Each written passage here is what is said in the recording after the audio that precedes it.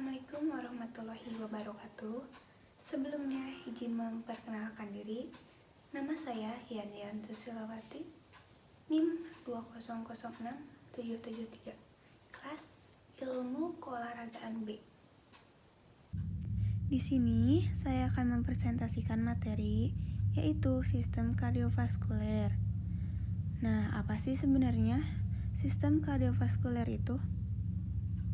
Nah, jadi sistem kardiovaskuler itu adalah kumpulan organ yang bekerja sama untuk melakukan fungsi transportasi dalam tubuh manusia. Sistem ini bertanggung jawab untuk mentransformasikan darah yang mengandung nutrisi, bahkan sisa metabolisme, hormon, zat kekebalan tubuh, dan zat lain ke seluruh tubuh. Komponen sistem kardiovaskuler. Sistem kardiovaskuler terdiri atas organ jantung dan pembuluh darah. Fungsi sistem ini dapat dianalogikan dengan sistem pengaliran di rumah tangga, di mana organ jantung berperan sebagai pompa dan pembuluh darah berperan sebagai salurannya atau pipanya. Sistem ini bertanggung jawab untuk mentransformasikan darah dan zat yang dikandung ke seluruh bagian tubuh manusia. Perikardium prebosa, lapisan paling luar rongga perikardium, menjaga kedudukan jantung di rongga mediastinum. Perikardium serosa, lapisan periatalis, lapisan bagian dalam dari rongga perikardial. Lapisan epidarium, rongga perikardium, cairan perikardium, mengurangi gesekan saat jantung bergerak. Fisiologi jantung. Jantung terletak dalam mediastinum di rongga dada. Jantung sebagai organ pemompa darah.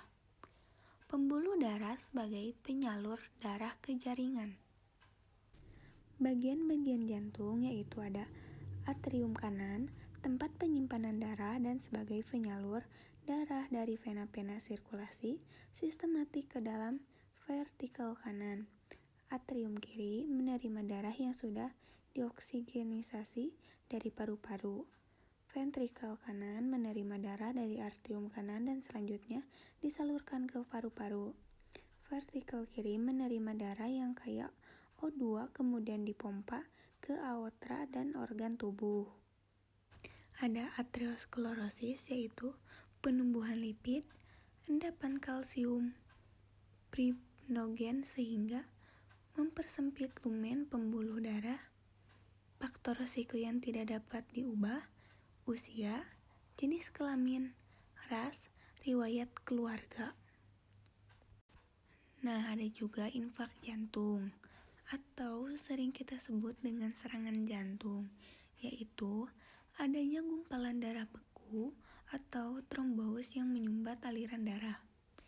Gejalanya pun yaitu nyeri mendadak yang hebat di belakang tulang dada dan lamanya lebih dari 1/2 jam, gelisah dan takut mati, tidak mampu menggerakkan kaki, tangan, dan sesak napas, muka membiru.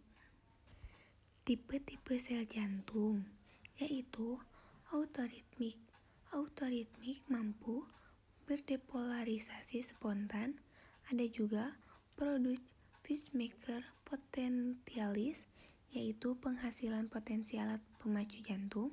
Ada juga penyaluran aksi potensial impuls melewati myokardium, tidak berkontraksi.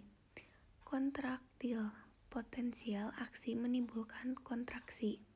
Aliran darah ditimbulkan oleh pengertian dari kontraksi sistolik dan reaksi diastolik. Mungkin hanya itu yang dapat saya presentasikan. Mohon maaf apabila ada kesalahan.